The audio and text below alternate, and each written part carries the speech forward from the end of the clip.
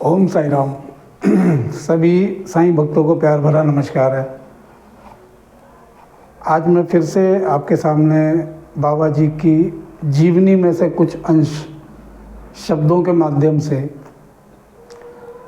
बाबा जी की कुछ लीलाएं, उनकी तो अनेक लीलाएं हैं, अरबों खरबों चमत्कार, करोड़ों अरबों खरबों उनके लीलाएं, जिसमें से कुछ अंश मैं आप सभी के साथ साझा करता हूं अपनी वीडियो के माध्यम से। अगर आप साईं भक्त हैं, वास्तव में आप साईं को मानते हैं, या कहीं भी मार्ग चलते हुए राह पर कहीं साईं मंदिर मिल गया या कहीं साईं का भजन होता हुआ देख लिया और आपने एक बार भी ऐसे झुककर नमस्कार कर लिया, तो मैं आपसे इतना कहना चाहूँगा कि आप मेरे YouTube चैनल साईं राज के सुर चैनल को सब्सक्राइब करें। और निवेदन फिर वही है, वीडियो शुरू करने से पहले मैं बता रहा हूँ, साईं बाबा की कथा का संचालन करने से पहले मैं आप सबसे बताना चाहता हूँ कि आप वीडियो पूरा देखिए। क्योंकि आप लोग क्या करते हैं, 1-2 मिनट वीडियो देखते हैं और मैं 20-20 मिनट, आधा घंटे के कैसे साईं बाबा के जीवन चरित्र से खोज के साईं नाथ की सत्य कथाओं का मैं खुद पहले अध्ययन करता हूँ और फिर उन्हें शब्दों के माध्यम से, वीडियो के माध्यम से आधा घंटे, 20-20 मिनट लगा के एक मैं रील तैयार करता हूँ, एक वीडियो बनाता हूँ जो आप तक पहुँचाता हूँ। और आप सब लोग उसे 1 या 2 मिनट देख लेते हैं और साइड में करके चैनल को बंद कर देते हैं। तो मेरी आपसे यही प्रार्थना निवेदन है कि आप वीडियो को पूरा देखें। वैसे भी बैठे हैं ना, या जब भी आप फ्री होते हैं, सुबह शाम दोपहर, आप अपना काम छोड़कर मत देखिए। आप अपना पूरा जो जीवन का कार्यकाल है आपका, वो पूरा पहले कीजिए। उस काम को पूरा करने के बाद जब भी आपको समय मिले, तो मेरा वीडियो कोई घंटे 2 घंटे की तरह बहुत लंबी मूवी की तरह नहीं होता है, पर क्या करूं मैं, 2-4-5 मिनट के वीडियो में विस्तृत जानकारी साईं बाबा के बारे में देना बड़ा मुश्किल है। इसलिए अगर पूरी तरह से आपको समझ में आए, ऐसी वीडियो अगर मुझे बनाना है, तो उसमें 15-20 मिनट या आधा घंटे का टाइम लगेगा ही लगेगा। तो आप लोग वीडियो पूरा देखा कीजिए, अपने सुझाव कमेंट बॉक्स के माध्यम से मुझे दिया कीजिए और जितना हो सके कृपा कर चैनल को सब्सक्राइब किया कीजिए। तो चलिए आज हम जानेंगे कि साईं बाबा के जीवन लीला में अनेकों चमत्कारों में से एक चमत्कार ऐसा कि एक बालक जो किसी दूसरे शहर या गांव से आया, उसका नाम था श्रवण एक ऐसा बालक था जो अपने माता पिता की इकलौती संतान थी। और विधि का विधान देखिए कि उसके माता पिता दोनों ही नेत्रहीन थे, उनकी आँखों में रोशनी नहीं थी, वो देख नहीं सकते थे। और उस बालक को किसी भी क्षेत्र में उसे यह जानकारी मिली कि अगर वो अपने माता पिता को शिरडी लेकर चला जाए, तो शिरडी में साईं बाबा हर असंभव कार्य को संभव बना देते हैं। और साईं लीला और साईं बाबा इतने चमत्कारी, इतने दयालु हैं कि उनके चमत्कारों से दुनिया में कोई भी मनुष्य, मानव जो है अपरिचित नहीं है। बाबा की लीलाओं को सभी लगभग आज के समय में जानते हैं, क्योंकि बाबा जो हैं विश्वविख्यात भगवान बन चुके हैं। जो लोग साईं बाबा के नाम को सिर्फ जानते थे, वो साईं बाबा की लीलाओं को भी जानकारी अब रखने लगे हैं, क्योंकि साईं बाबा इतने प्रचलित हो चुके हैं कि विश्व स्तर पर आज पूरे ब्रह्मांड में उनकी चर्चा, उनकी रोचक कथाएं, उनकी गाथाएं सभी मानव बड़े दिल से, समर्पण से साईंनाथ के सानिध्य में आकर जानते भी हैं, सुनते भी हैं और कहते भी हैं। और ऐसे बहुत सारे श्रोता भी हैं जो साईं बाबा की लीलाओं को अपने अपने तरीके से, अपने अपने अंदाज से लोगों के सामने, साईं भक्तों के सामने प्रेषित भी करते हैं। तो साईं बाबा के एक छोटे से भक्त, साईं बाबा की एक विशेष, साईं बाबा की एक गुण बताता हूँ।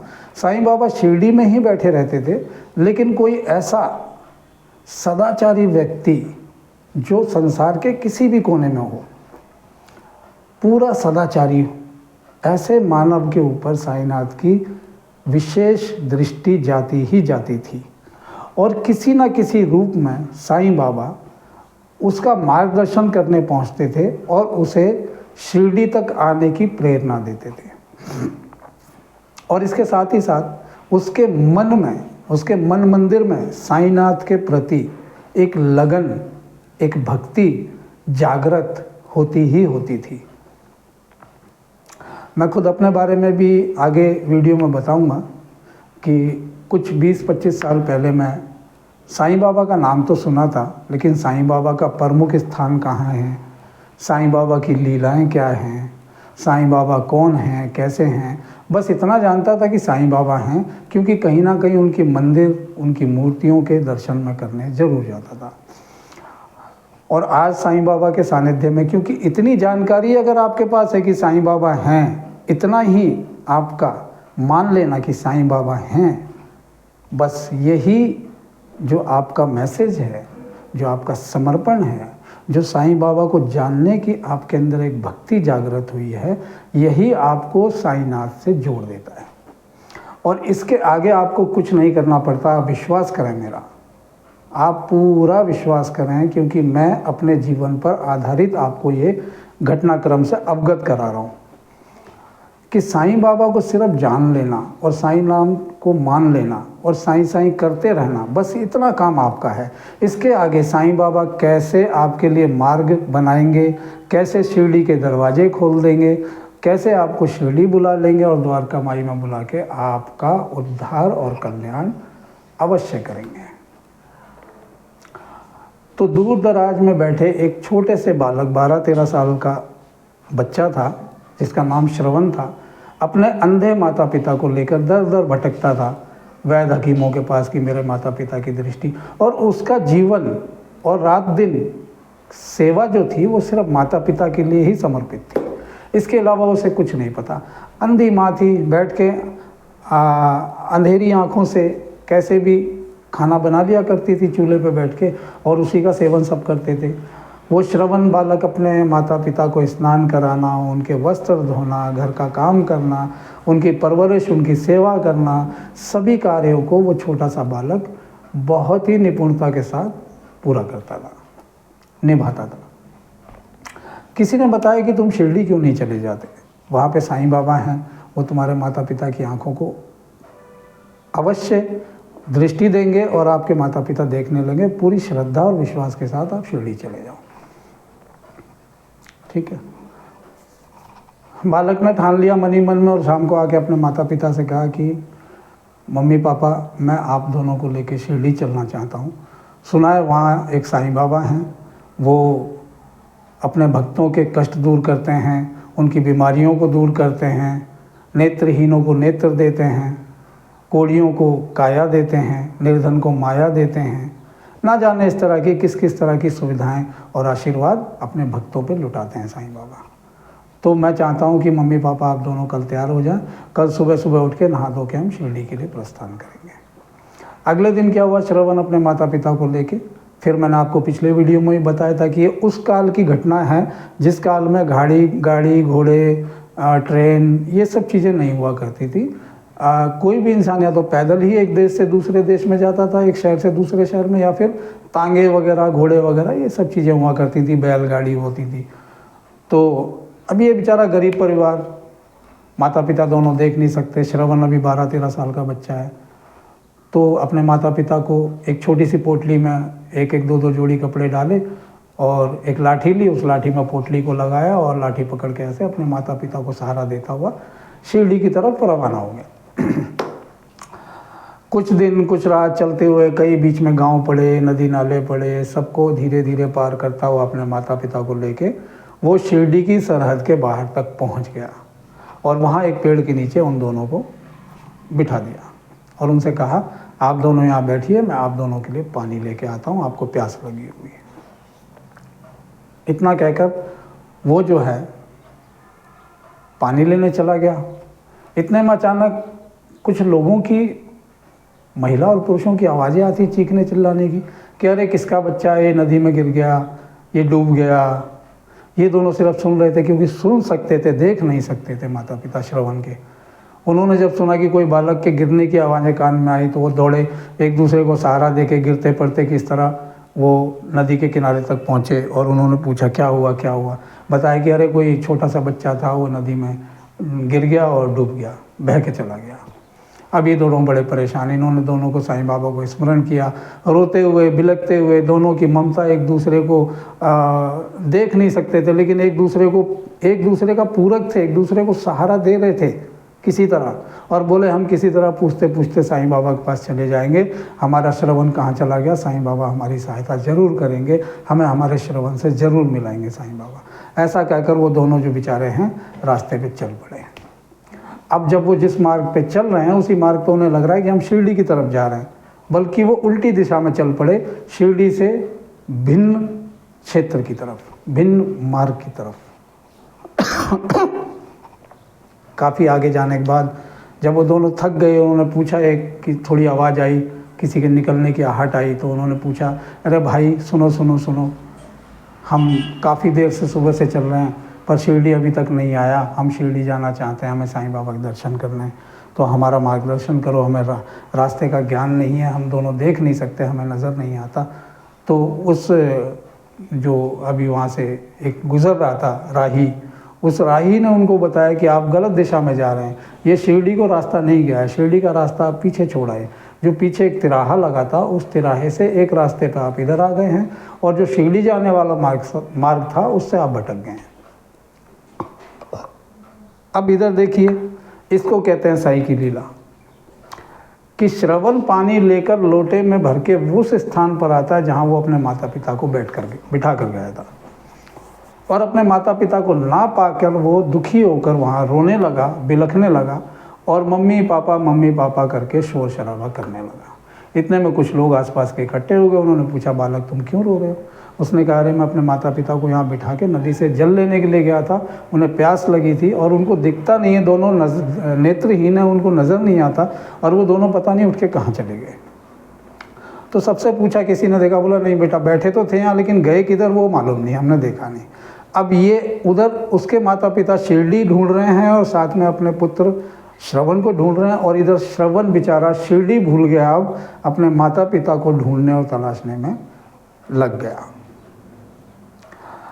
उधर से माता पिता आ रहे थे, इधर से श्रवण जा रहा था, बीच में एक वाई पॉइंट आया, उस वाई पॉइंट पे एक तिराहा था, 3 रास्तों का मार्ग, तो उस तिराहे से वो सीधे हाथ की उल्टे हाथ की तरफ श्रवण मुड़ गया, घूम गया अपने माता पिता को तलाश करने के लिए, और इधर उनके माता पिता उस तिराहे से लौटे, वो सीधे हाथ की तरफ मुड़ के दूसरी दिशा की ओर चले गए। साईं बाबा ये सारी चीज़ें द्वारका माई में बैठे हुए देख रहे थे और दुखी भी हो रहे थे कि हे प्रभु, और मालिक से तो साईं बाबा हमेशा बात करते ही रहते थे। वो हमेशा जब कोई नहीं होता था उनके आसपास, या कभी द्वारका माई से बाहर निकल गए तो शिरडी के किसी वीरान स्थल पे जाके हमेशा वो ईश्वर से बातें किया करते थे, आसमान की तरफ देख के। द्वारका माई में बैठे बैठे उन्होंने कहा, हे मालिक, ये कैसी परीक्षा है, तू कैसी परीक्षा ले रहा है इनकी? मैं मानता हूँ कि तू कर्मों के फूल भोग जो मानव भोग रहा है, अपने अपने कर्मों से दुखी हैं, अपने अपने कर्मों से अपने जीवन में दुख या सुख भोग रहे हैं, पर इतना भी क्या, और तूने मुझे क्यों भेजा इस पृथ्वी पे, इस मानव देह में क्यों भेजा है, क्यों अवतरित किया है, क्यों मुझे साईं बाबा बना के इस संसार में भेजा है, इस मृत्युलोक में भेजा है? लोगों को करुणा देने, भक्तों का सहारा बनने। मैं देख रहा हूँ कि एक छोटा बालक अपने माता पिता से बिछड़कर कितना परेशान है, और उसके माता पिता भी कितने दुखी हैं, इकलौती संतान है, वो भी हमसे कहीं ना कहीं बिछड़ गई है। तो मालिक, ऐसी भी क्या परीक्षा कि मैं उन बिछड़े हुए को मिला नहीं सकता?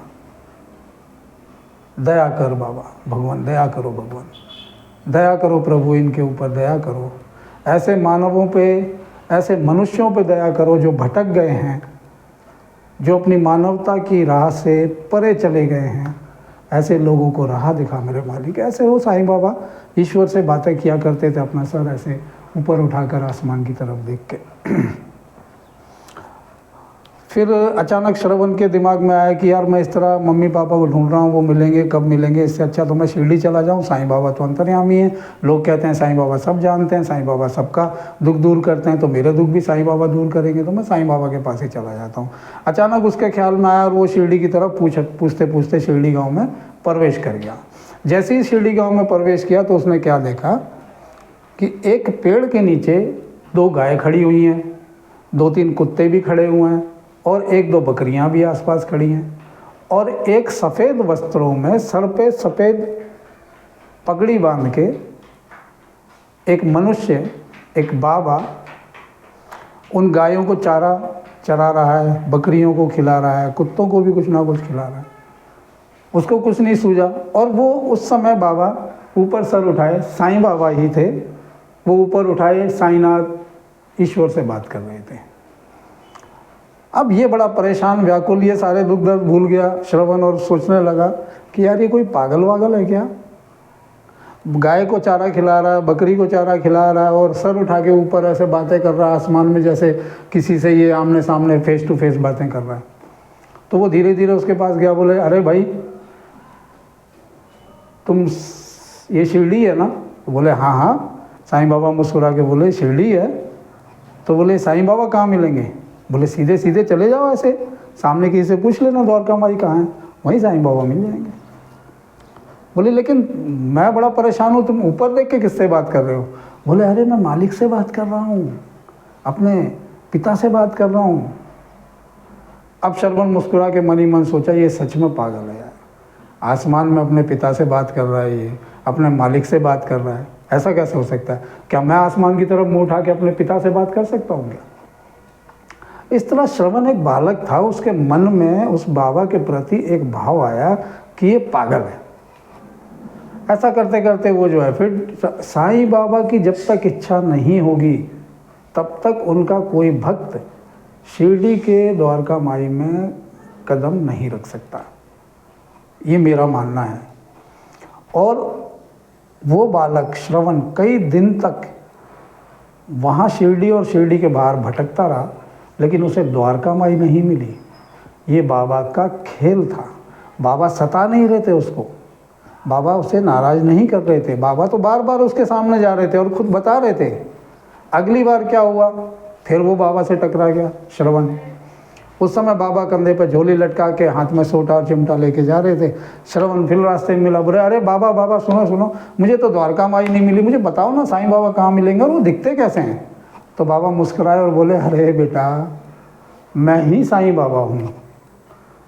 तो वो बालक बोला श्रवण तुम सच में बन रहे हो या बन के दिखा रहे हो, या खुद को अपने आप को साईं बाबा का तो कितना नाम है, वो बहुत बड़े अंतर्यामी हैं, वो तो भगवान हैं, वो तो द्वारका माई में रहते हैं, तुम कैसे साईं बाबा? तुम तो एक फ़कीर बाबा की तरह दिखाई पड़ रहे हो, एक भिक्षा मांगने वाले दिखाई पड़ रहे हो। तो बोला हाँ बाबा मैं ही शिरडी का साईं बाबा हूँ, मैं ही द्वारका माई में रहता हूँ। इस तरह साईं बाबा ने अपने परिचय भी दिया, लेकिन उस बालक के दिमाग में वो बात बैठ चुकी थी कि ये पागल है। अब श्रवण को ठीक है, किसी तरह क्या हुआ कि वो काफ़ी दिन तक भटकता रहा, लेकिन वो द्वारका माई नहीं पहुंच पाया। फिर अचानक एक दिन की बात है कि किसी ने उसे बात करते हुए सुना 2-3 लोगों को कि एक नेत्रहीन जोड़ा जो है गांव के बाहर एक पेड़ के नीचे बैठा हुआ है, बड़ा परेशान है, उसका बालक खो गया। उसने सुना तो दौड़ा दौड़ा पूछा, उसने पूछ के तुरंत भागा और वो अपने माता पिता को जब उसने देखा कि अरे भाई मेरे माता पिता ही बैठे हुए हैं, दौड़ के गया और जाके बिलक बिलक के लिपट के रोने लगा, आप लोग कहाँ चले गए थे? वो भी रोने लगे, बेटा हमने सुना, हमारे कान में आवाज़ आई कि कोई बच्चा जो है नदी में गिर के डूब गया है, तो हमने सोचा हमारा श्रवण डूब गया, इसलिए हम साईं बाबा की खोज में निकले थे कि हम साईं बाबा के पास जाएंगे तो बाबा हमारी सहायता करेंगे, हमारे श्रवण से हमारी मुलाकात करा देंगे, ये सोच करके हम भटक रहे थे। मेरे साथ बने रहिए, कहानी अभी पूरी नहीं हुई है, आपको पूरी जानकारी दूंगा।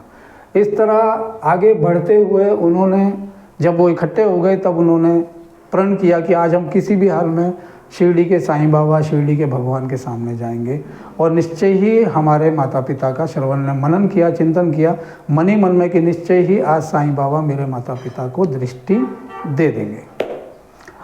वो तीनों जने, दोनों पति पत्नी, श्रवण के माता पिता और श्रवण, तीनों भी साईनाथ का नाम स्मरण करते हुए, उनका जयकारा लगाते हुए, उनके नाम का भजन, साईं बाबा के नाम का भजन करते हुए वो द्वारका माई की तरफ प्रस्थान करने लगे और उनके भजन सुन के शिरडी वासी भी धीरे धीरे उन तीनों के समीप आके उनसे जुड़ने लगे। धीरे धीरे उनके पीछे 50-100 लोगों का तांता लग गया। ऐसे में सामने से शिरडी के साईं बाबा निकल के जा रहे थे। अचानक जो साईं बाबा के प्रिय भक्त थे, परम भक्त थे, महालसापति जी और देशपांडे गुरु जी, नानावली जी, ये ऐसी विभूतियाँ हैं, ऐसी मूर्तियाँ हैं, ऐसा व्यक्तित्व है, ये साईं बाबा के सानिध्य में 24 घंटे रहते थे। परम भक्त जिनको कहा जाता है। महालसापति जी ने बाबा से आग्रह किया, बाबा जी ये श्रवण है, बहुत दूर से आया, काफ़ी दिनों से भटक रहा है, इसके माता पिता की दृष्टि चली गई है, कृपया करके इसकी सहायता करें, ऐसा महालसापति जी ने कहा। बाबा आगे जा रहे थे, भीड़ उनके पीछे थी। बाबा की पीठ जो है श्रवण और उसके माता पिता के तरफ थी, बाबा का चेहरा सामने था। पूरी शिरडी की पब्लिक जो थी, शिरडी वासी थे, वो बाबा के ठीक पीछे थे। मतलब बाबा के पीछे श्रवण, श्रवण के साथ उसके माता पिता और उनके पीछे शिरडी वासी।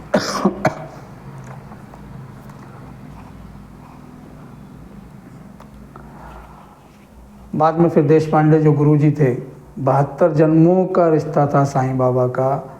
देशपांडे जी जो आपको इसके बारे में चर्चा करूंगा आपके साथ, आपको विशेष जानकारी दूंगा इनके बारे में। गुरुजी बोल के संबोधित किया करते थे इनको। ये शिरडी के जो पाठशाला है, जो गवर्नमेंट सरकारी स्कूल था, उस पाठशाला के अध्यापक थे, इसलिए सभी उनको गुरुजी बोलते थे। तो गुरुजी का साईं बाबा से 72 जन्मों का नाता रिश्ता था। तो गुरुजी ने बहुत आग्रह किया। गुरुजी थोड़े अड़ियल टाइप के थे, देशपांडे जी। उन्होंने अड़ियल तरीके से कहा, अरे कमाल है देवा, वो ऐसे ही बोलते थे, अरे कमाल है देवा, इतनी दूर दूर से लोग आते हैं भक्ति लेकर, अपने मन में आपके प्रति श्रद्धा लेकर आते हैं, आप उनकी सहायता नहीं करेंगे क्या? वो छोटा सा बच्चा अपने अंधे माता पिता को लेकर आपके पीछे पीछे भटक रहा है इतने दिनों से, महीनों से, और आप हैं कि उसकी सहायता नहीं कर रहे हैं, आप पीठ दिखा के खड़े हुए हैं। तो महालसापति जी ने कहा, चलो सब मिल के साईं बाबा की आरती आज यहीं करेंगे। तो बाबा की आरती जो 4 पैर की आरती होती थी, उस दिन वो एक आरती दोपहर का वक्त था, वो दोपहर की आरती द्वारका माई से बाहर उस मार्ग पे, उस चौराहे पे हुई जहाँ वो सब खड़े हुए थे। आरती होते होते ही बाबा की लीला, बाबा की चमत्कार, बाबा की बातें अगाध हैं। बाबा ने दिखा दी अपनी लीला, दिखा दिया चमत्कार। बाबा ने आंखें बंद करी और इधर श्रवण के माता पिता को दृष्टि मिल गई। श्रवण के माता पिता दोनों खुशी के मारे चिल्लाने लगे कि हमें दिखने लगा, हमें सब दिख रहा है, हम साईं बाबा के दर्शन कर रहे हैं, सामने साईं बाबा खड़े हैं। ये सब सुनने के बाद, क्योंकि अभी भी श्रवण के दिमाग में, उसके मस्तिष्क में वही बात बैठी हुई थी कि ये जो बाबा है, ये जो योगी है, ये एक पागल है, साईं बाबा क्या ऐसे होंगे?